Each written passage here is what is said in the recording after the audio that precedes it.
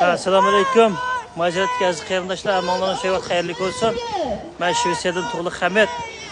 Bugun Shvetsiya Uyg'ur komitetining raisi Abdushukur Sapsaq apandining o'rlashtirishida vatanimiz Sharqiy Turkistonda barin inqilobiy yuz berganligininki, barin qirg'inchiligininki, shehidlarimizni eslash, vatanimizga bo'lgan mustaqilligimizni g'arb ellarga ifodalash uchun Shvetsiya parlamenti oldida bugun 30 yilligini barin inqilobininki qirg'inchilikni eslash yuzasidan, shehidlarimizni eslash yuzasidan namoyish etdik.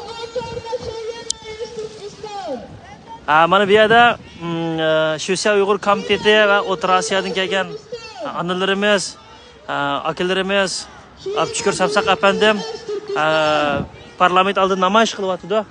Mana bu yerda bizningki Sharqiy Turkistonningki mustaqilligi va irqiy qirg'inchilikningki shuarlari anglanayotdi. Men sal kechikib ketdim.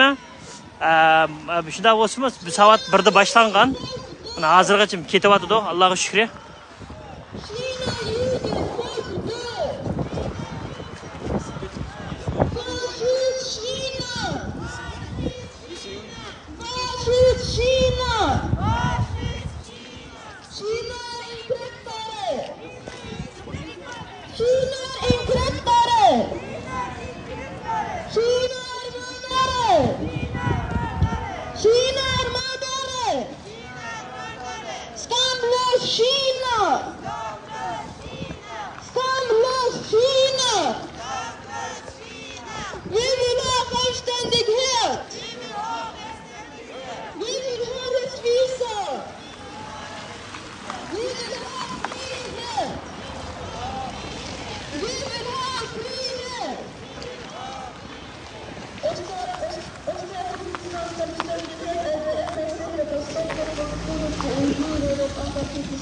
Shvetsiya parlamentining oldida barin inqilobininki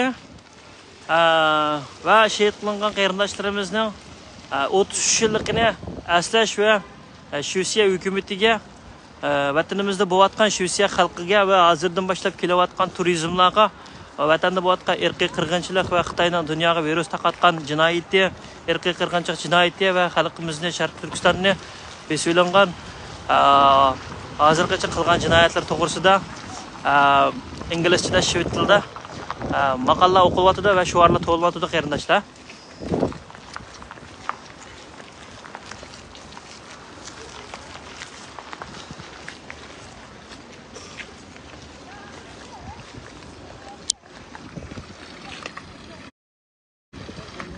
Mantarap qarab qo'ying.